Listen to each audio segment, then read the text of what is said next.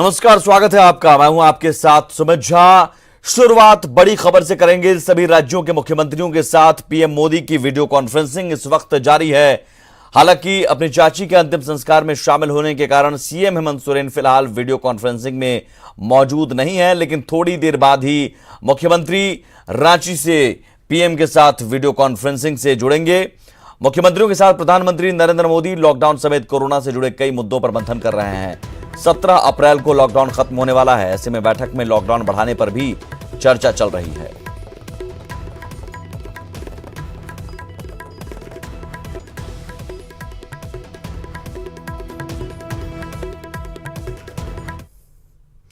दिल्ली से 15 शहरों के बीच कल से ट्रेन चलने लगेगी। रांची और दिल्ली के बीच सप्ताह में 2 दिन ट्रेन चलेगी।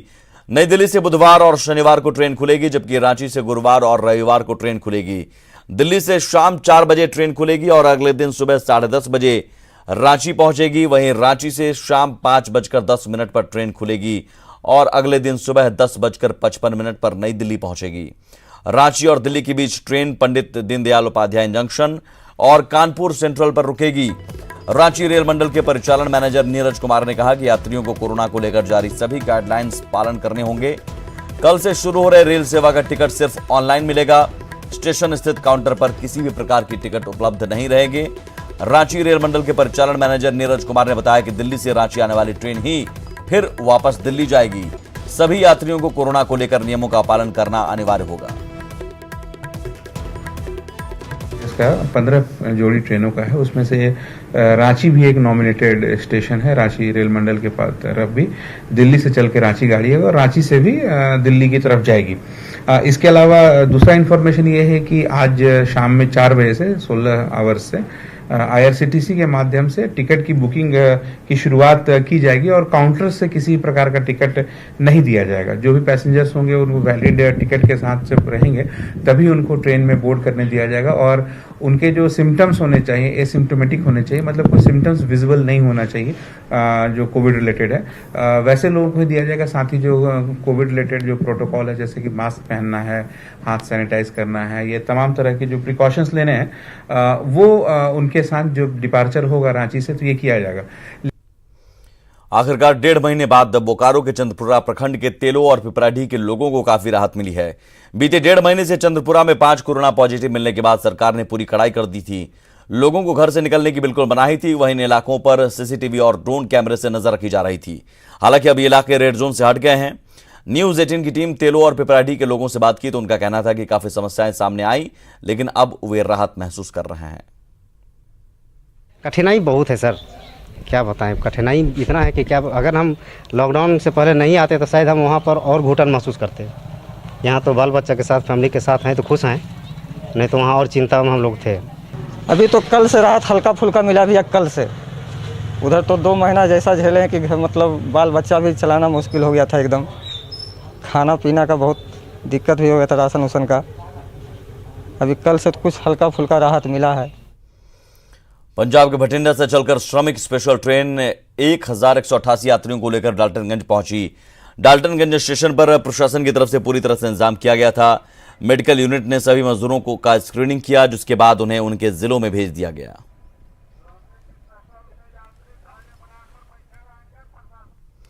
प्रदेश भर में बड़ी संख्या में घर वापसी कर रहे प्रवासी कामगारों को सुरक्षित क्वारंटीन करना एक बड़ी चुनौती बन रही है, लेकिन देवघर के एक गांव की पहल ने जिला प्रशासन के माथे से पसीना पोंछ दिया। साथ ही दूसरे गांव के लिए भी एक मिसाल पेश किया है।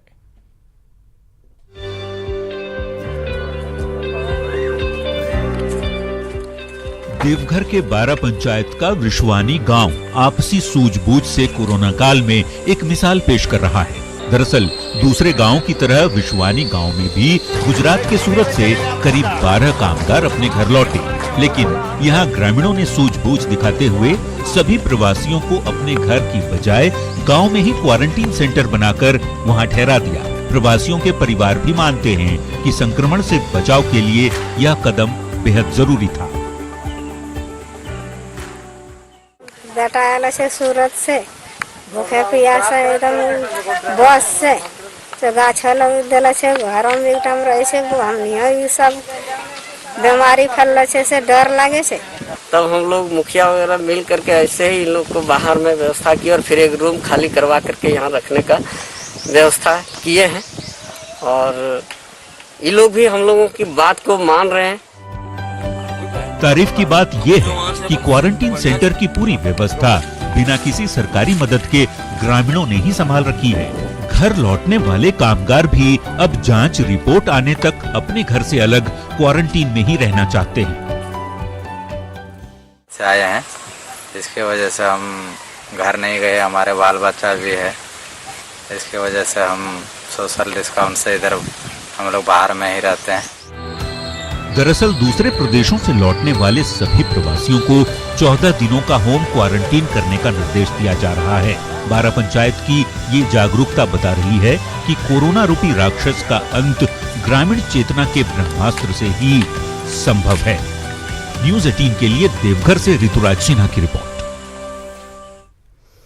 गिरिडीह में कोरोना बंदी के बीच ब्लड बैंक भी खून की कमी से जूझ रहा है। कोरोना बंदी में रक्तदान शिविर का आयोजन नहीं हो पाने की वजह से खून की कमी हो गई है।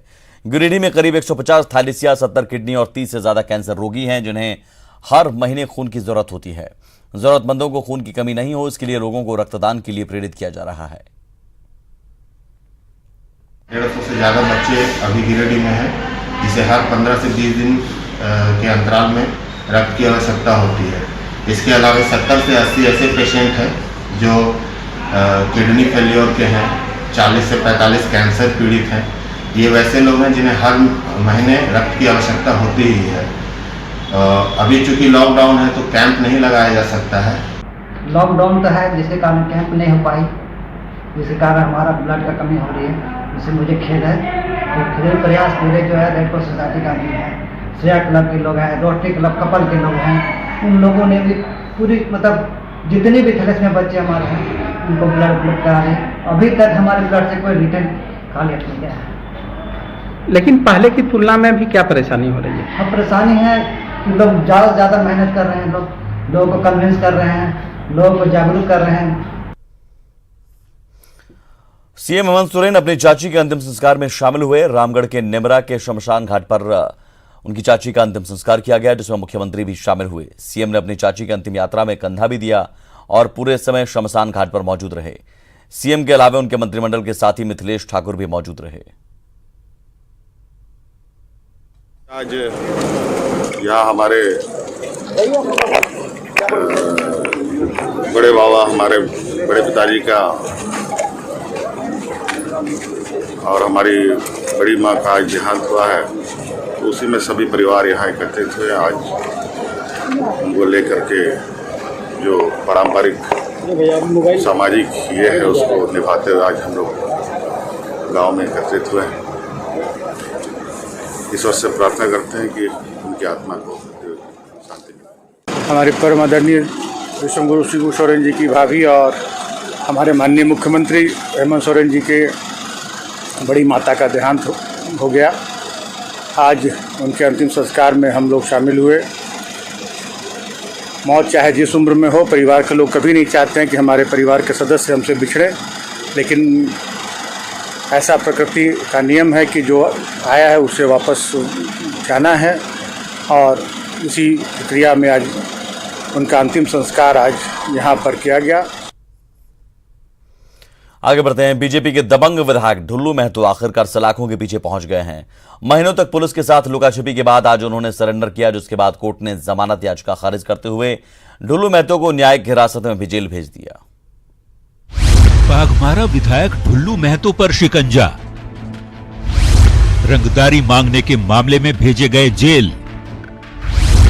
यौन शोषण मामले में भी बढ़ेगी मुश्किलें।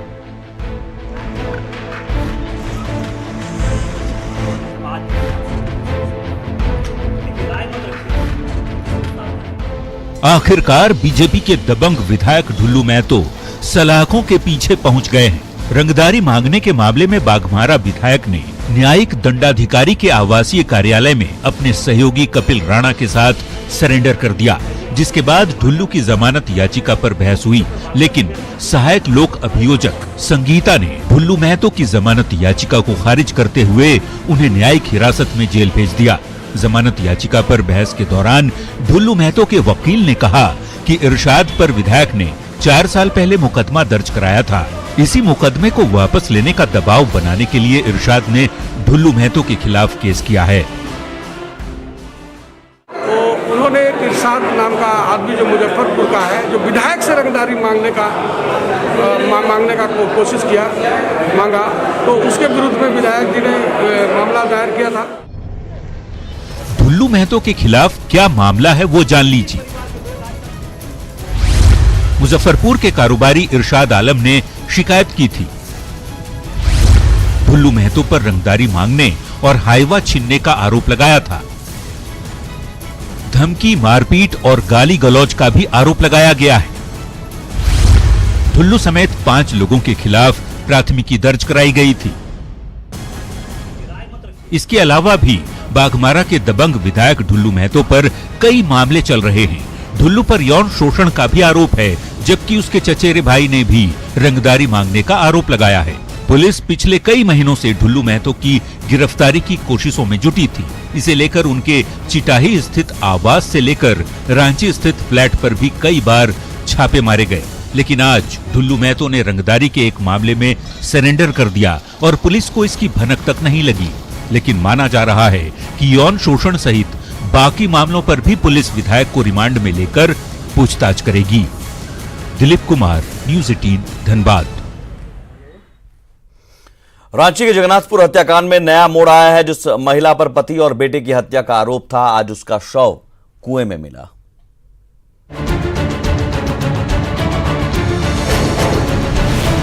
दस मई को मदर्स डे के दिन जहां पूरी दुनिया मां की ममता को नए लफ्जों से गढ़ रही थी, वहीं रांची के जगन्नाथपुर थाना क्षेत्र के न्यू कॉलोनी में एक 4 वर्षीय बच्चे और उसके पिता की हत्या से हर कोई सकते में आ गया। चूंकि बच्चे की मां घर से फरार थी, लिहाजा बेटे और पति की हत्या का शक उसी पर गया और आज सोमवार को कुएं से महिला के भी शव बरामद होने से स्थानीय लोग और पुलिस के होश उड़ गए। अब लॉकडाउन का समय है, हमको तो लगता है कि वो बाहर नहीं कहीं जा पा रही थी और हम लोग का भी जो लड़का लोग लगा हुआ था उनके बारे में पता करने के लिए उस स्थिति में कहीं छिपी हुई होगी। और आज अचानक हम लोग को अभी जस्ट हम लोग पता ही करने के लिए दूसरे गांव की तरफ जिधर पता चलता था जाते थे, लेकिन अचानक पता चला कि नहीं, वो महिला अभी कुआं में कूदी हुई और उनका बॉडी पानी के ऊपर में उबला हुआ है। बताया जा रहा है कि अवैध संबंधों में शक को लेकर सुषमा और उसके राजमिस्त्री पति लुकस गुड़िया के बीच काफी समय से विवाद चल रहा था और रविवार को गुस्साई पत्नी ने घर में रखे कुल्हाड़ी और रॉड से अपने पति और बच्चे पर हमला कर दिया, जिससे बच्चे की मौत मौके पर ही हो गई और पति ने अस्पताल में दम तोड़ दिया। कोई संदेह तो ऐसे कुछ नहीं है, क्योंकि जैसे अभी लोकल इंक्वायरी हुई है उसमें आया है कि पहले भी औरत जो है अपने बच्चे के साथ कुएं में कूदने का प्रयास कर चुकी है। तो लेकिन इनके मृत्यु का कारण तो पोस्टमार्टम के बाद ही कहना ठीक रहेगा। बहरहाल हटिया पुलिस मर्डर और मौत की इस गुत्थी को सुलझाने में जुटी है। सवाल यही है कि क्या शक ने एक हंसते खेलते परिवार को पूरी तरह खत्म कर दिया या पर्दे की पीछे की कहानी कुछ और है। रांची से ओम प्रकाश के साथ संजय कुमार सिन्हा की रिपोर्ट। दुमका के काठीकुंड में डबल मर्डर का मामला सामने आया है। वृद्ध दंपति की गला रेत कर हत्या की गई है।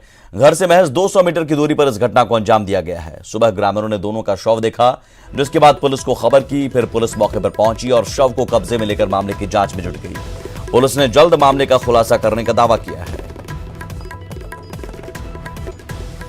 हत्या का मामला सामने आया है, उसको गला रेत करके हत्या की गई है और अभी प्रारंभिक जानकारी के अनुसार और जांच के अनुसार ये पता चला है कि वो घर पर थे। उसके बाद वो घर पर एक दिन पहले उसको नज़र आए थे। उसके बाद उनका लाश जो है कि बाहर जो है कि गांव वालों ने देखा, एक अलग अलग जो है कि जगह पर उनका लाश फेंका हुआ था।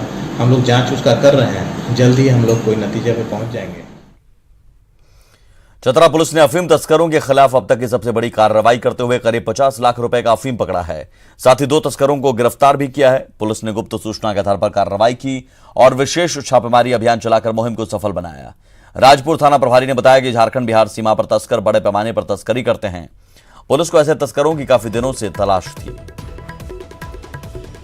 दोपहर में मुझे सूचना मिली थी कि जंगो कला साहतू के जंगली एरिया के 1-2 घर है जहाँ पर भारी मात्रा में अफीम रखा हुआ है। उस अफीम को रखे हुए अफीम पर माफिया लोग का नज़र है।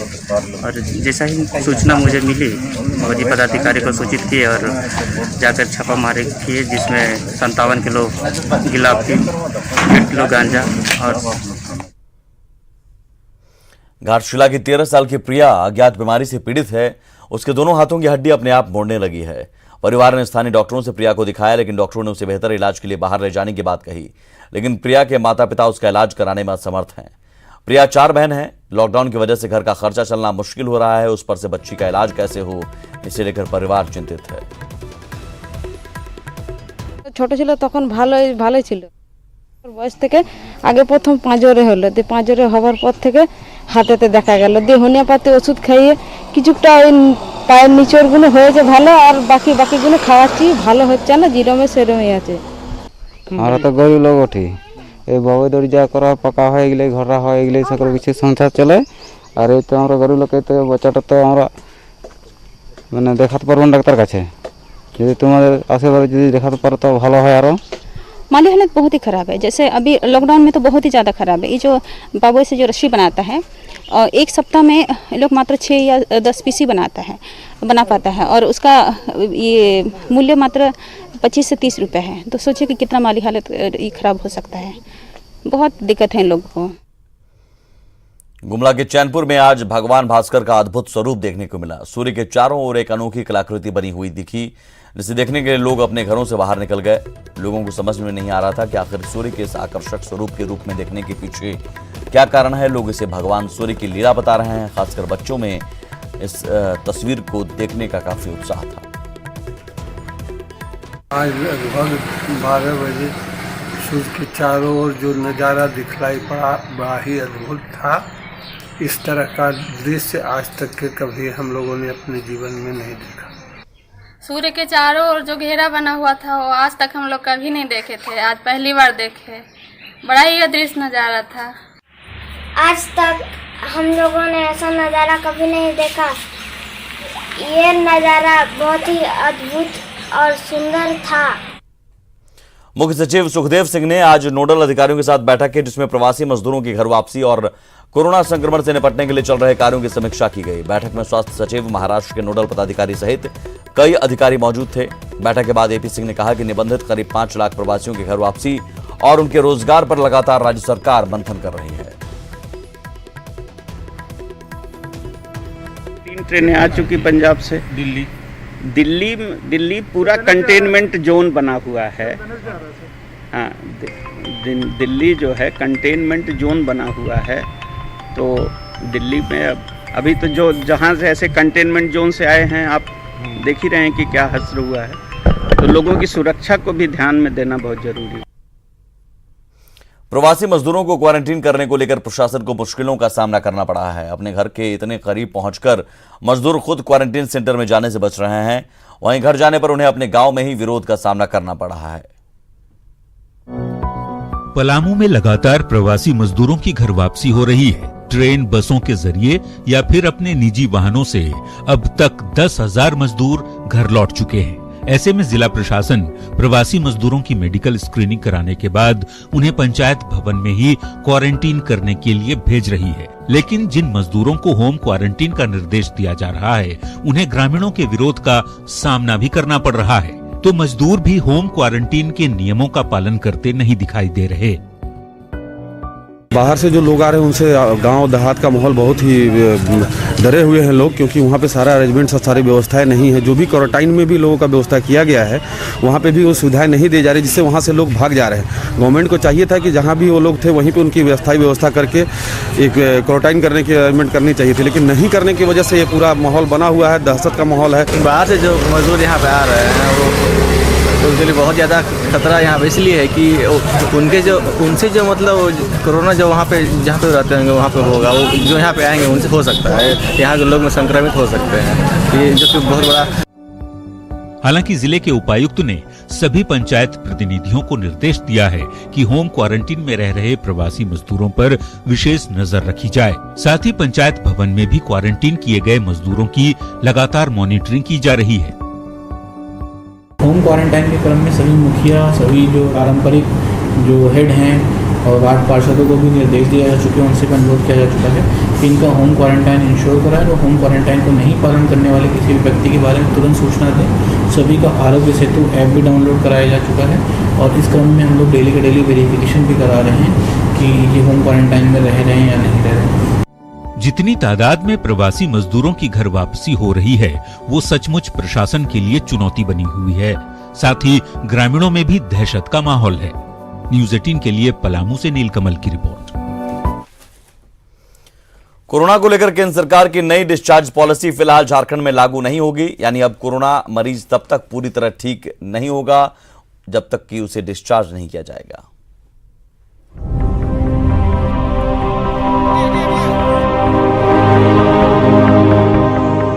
केंद्र सरकार ने कोरोना को लेकर डिस्चार्ज पॉलिसी बदल दी है। केंद्र की पॉलिसी के मुताबिक 3 दिनों तक बुखार नहीं आने और ऑक्सीजन लेवल ठीक होने पर मरीज को 10 दिन में डिस्चार्ज किया जा सकता है। इसे लेकर चिट्ठी भी आ चुकी है। रिम्स के अधीक्षक इसे उन राज्यों के लिए बेहतर मान रहे हैं जहां मामले ज्यादा है, लेकिन झारखंड की परिस्थिति अलग है और फैसला राज्य सरकार को लेना है। केंद्र ने गाइडलाइन अपना दे दिया है, उसमें उसने कहा है कि 10 दिन के बाद अगर पिछले 3 दिनों से उसे बुखार नहीं है और अगर उसका SpO2 ऑक्सीजन सैचुरेशन जो होता है वो 95% बिना ऑक्सीजन की सहायता के है या उससे अधिक है, तो उसको हम लोग डिस्चार्ज कर सकते हैं। ये गाइडलाइन केंद्र सरकार की ओर से आया है। इसको हमारे राज्य सरकार को अडॉप्ट करना होगा, तभी हम लोग इसको, चूंकि एक तरह से पैराडाइम शिफ्ट है, तो इसको हम लोग को अडॉप्ट करने से पहले सरकार से परमिशन लेना होगा। भले ही रिम्स 10 दिन के डिस्चार्ज पॉलिसी को लेकर असमंजस में हो, लेकिन सरकार ने साफ कर दिया है कि ये पॉलिसी अभी झारखंड में लागू नहीं होगी। जिनमें कोरोना के लक्षण हैं या मरीज है, उन्हें पूरी तरह ठीक होने पर ही डिस्चार्ज किया जाएगा। वो जो व्यवस्था है भारत सरकार ने जो की है, वो मुख्यतः हॉस्पिटल के बेड्स जहाँ बहुत ज्यादा रश हो गया है हॉस्पिटल्स में, उसके लिए है। हमारे राज्य में सौभाग्य से भी वैसी स्थिति नहीं है, इसलिए हम लोग उसको प्रॉपर टेस्ट करके ही छोड़ेंगे, ताकि जब वो वापस जाए अपने घर तो उनके घर वालों को भी कॉन्फिडेंस रहना चाहिए कि नेगेटिव है।